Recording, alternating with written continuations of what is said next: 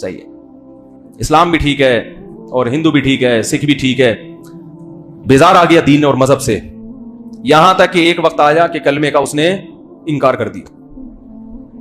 اب جو علماء تھے, جو اہل حق تھے, انہوں نے جلال الدین اکبر کے خلاف فتوے دینا شروع کر دیے, کیونکہ اس نے واضح لفظوں میں کفر کرنا شروع کر دیا تھا. خنزیر کی پوجا کرنا شروع کر دی اس نے, خنزیر کی عبادت.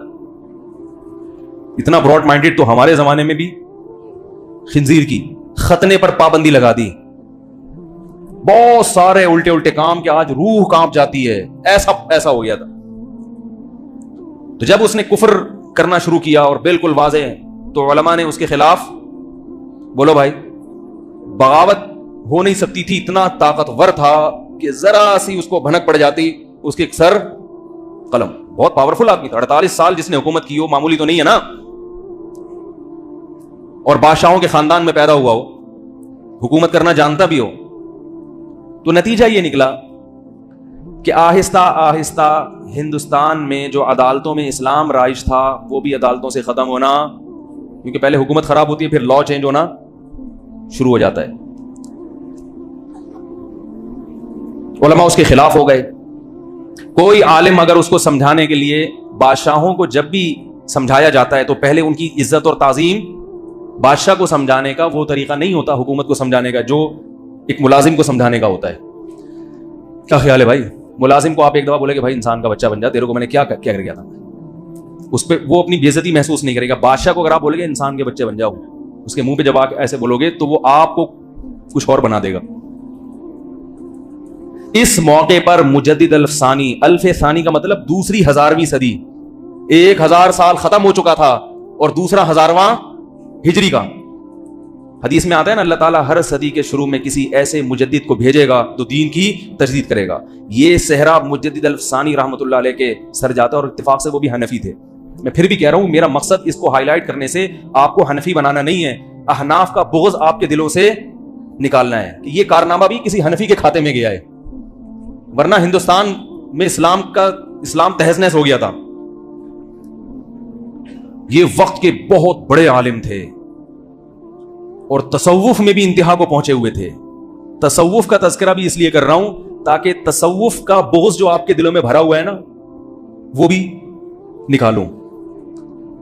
صوفیوں کی 2 قسمیں ہیں, ایک بدعتی اور ایک قرآن و سنت کے پابند. آپ تصوف کا سرے سے ہی انکار کر دو, یہ غلط ہے, یہ غلو ہے, یہ مبالغہ ہے. دین کی خدمت میں, دین کو بچانے میں جہاں مجاہدین کا بہت بڑا کردار ہے, صوفیاء کرام کا کردار بھی کسی سے کم نہیں ہے, اور جہاد میں بھی صوفیاء کا بہت بڑا کردار ہے. اکثر بڑے بڑے جو اسلامی تاریخ میں ہیروز گزرے ہیں, وہ کسی بزرگ سے ان کا باقاعدہ اصلاحی تعلق تھا اور کسی کی صحبت میں رہ کے انہوں نے اللہ اللہ کرنا سیکھا تھا. جب تک اللہ کے عشق کی چنگاری بزرگوں کی صحبت میں رہ کے دل میں نہیں لگتی, اس وقت تک اتنے بڑے کارنامے انجام دینا انسان کے لیے بہت مشکل ہے.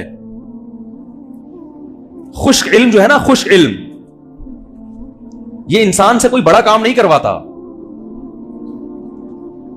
تو مجدد الثانی رحمت اللہ علیہ نے پورے بر صغیر کا سفر کیا اور اس کا ارادہ کیا کہ اکبر بادشاہ کا قرب حاصل کر کے, محبت کے ساتھ اس کی تعظیم کر کے, بہت آرام سے, امن اور شانتی کے ساتھ اس کو رام کرنے کی, بولو بھائی, کوشش. اور یہ ظاہر اس کو پہلے ثابت کر دیا جائے اپنے عمل سے کہ نہ ہمیں حکومت کی لالچ اور نہ ہمیں پیسوں, نہ ہمیں کوئی مدرسے کا چندہ چاہیے آپ سے. آج کوئی کسی حاکم سے ملتا ہے نا, اس کو نماز سمجھانے کے لیے زکوٰۃ, تو وہ سمجھ جاتا ہے کہ مقصد کیا ہے مدرسے کا. مدرسے کا چندہ لینا بھی کوئی بری بات نہیں ہے, لیکن ایسے موقع پہ لینا. مجھے ایک صاحب کہنے لگے, وہ کیا بیان ہوا تھا میرا زبردست, تو انہوں نے کہا آپ ایک چندے کا بھی اعلان کریں. میں نے کہا اگر میں نے ابھی کوئی بھی کام ہو, چاہے غریبوں کے لیے چندہ کیوں نہ ہو, میں نے ابھی اعلان کیا تو لوگ بولیں گے مولوی صاحب چورن بیچنے آئے تھے. کیا بیچنے آئے تھے؟ چورن بیچ. پہلے نماز روزہ زکوٰۃ, ہاں بھائی وہ مسئلہ یہ کہ وہ شاباش جیبیں خالی کرو. تو ہر چیز کا ایک موقع ہوتا ہے, چندے کے خلاف نہیں ہے. چندہ نبی صلی اللہ علیہ وسلم نے بھی کیا ہے, مگر استغنا کے ساتھ ہو.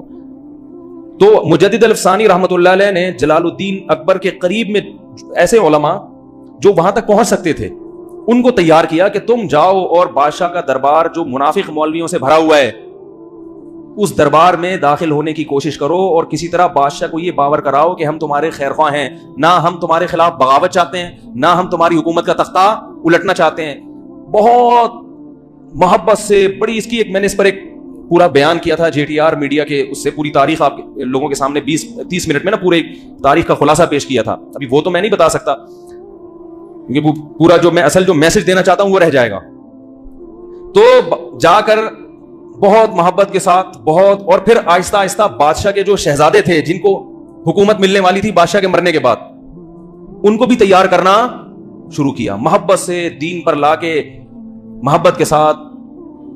یہاں تک ملتا ہے کہ مجدد الافسانی نے اکبر بادشاہ کے بیٹے سے یہ کہا کہ جب تک تو جنت میں نہیں جائے گا میں اللہ سے وعدہ کرتا ہوں کہ میں بھی جنت میں نہیں جاؤں گا، میں اللہ سے تیری اتنی سفارش کروں گا.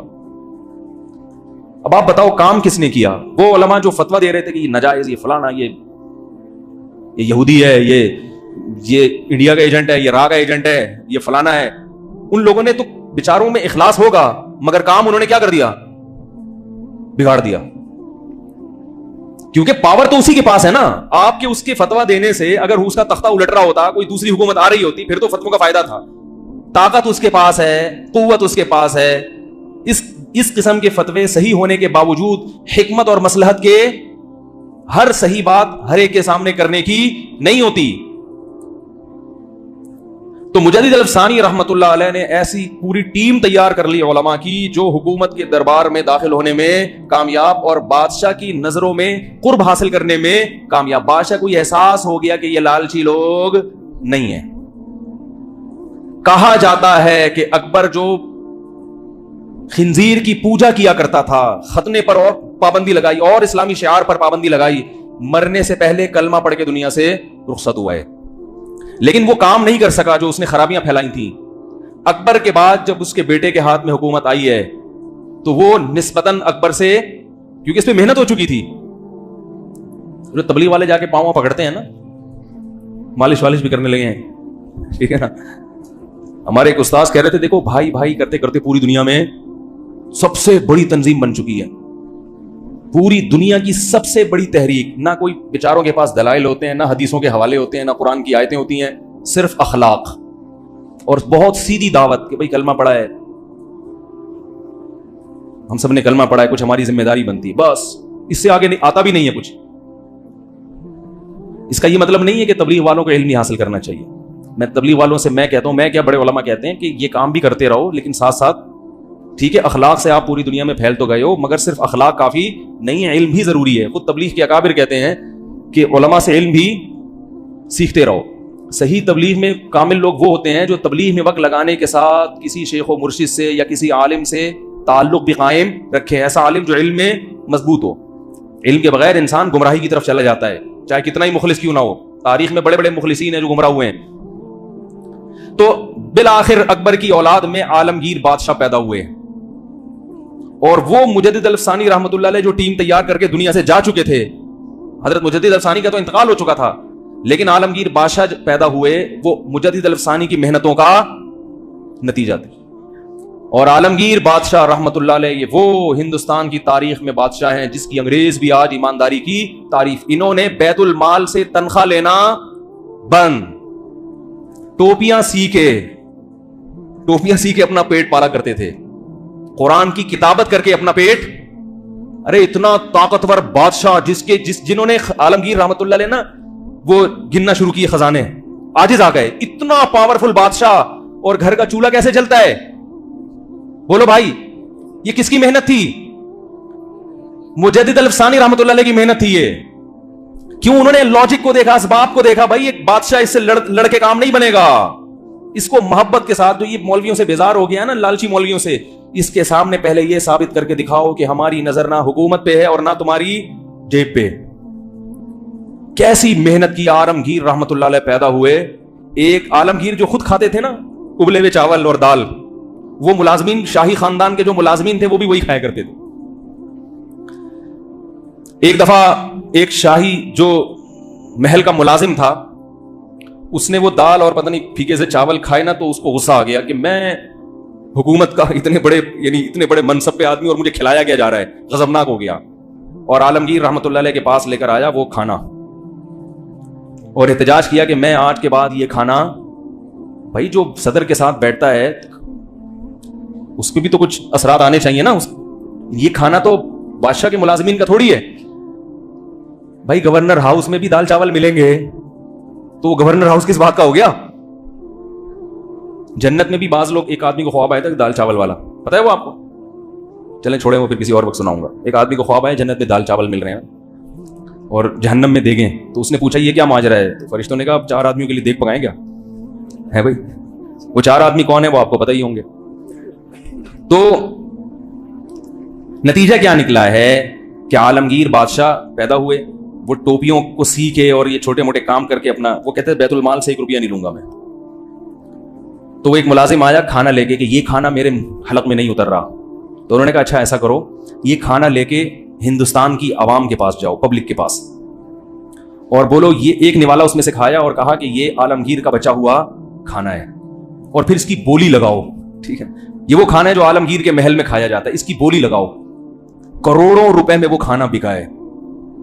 اس نے کہا میں یہ سوکھا کھانا کھا کے لوگوں کے دلوں پہ حکومت کر رہا ہوں۔ اتنی محبت تھی عالمگیر بادشاہ کے لوگوں کے دلوں میں، اتنی محبت۔ اور عالمگیر بادشاہ نے، عالمگیر رحمت اللہ علیہ نے پھر ہندوستان کے قانون کو دوبارہ سے نئے سرے سے مرتب کیا، اسلامی قانون نافذ کیا۔ کیسے؟ پورے بر صغیر سے اس نے چوٹی کے 500 علماء جمع کیے، بڑے بڑے علماء، اور ان سے کہا کہ ہندوستان کا جو آئین ہے، قانون ہے، نئے سرے سے دوبارہ مرتب کریں، کیونکہ اس میں بہت سی گڑبڑیں شامل ہو گئی تھی، بہت ساری چیزیں غلط ہو گئی تھی۔ 500 علماء نے کئی مہینے کی محنت کے بعد ایک قانون تیار کیا جس کو فتاوی عالمگیریہ کہا جاتا ہے، جس پہ آج آپ کو فیس بک اور واٹس ایپ پہ جس کے خلاف پوسٹیں صبح شام بولو بھائی ملیں گی۔ یہ 400-300 سال ہندوستان کا قانون رہا ہے۔ 500 علماء کے اتفاق سے ایک فتاوی تیار کیے گئے، وہ لا کی شکل میں ہندوستان کی عدالتوں میں بولو نا بھائی نافذ کر دیا گیا۔ آج بھی مدارس میں فتاوی عالمگیریہ پڑھایا جاتا ہے اس کے، کیونکہ وہ قرآن و سنت کے مطابق،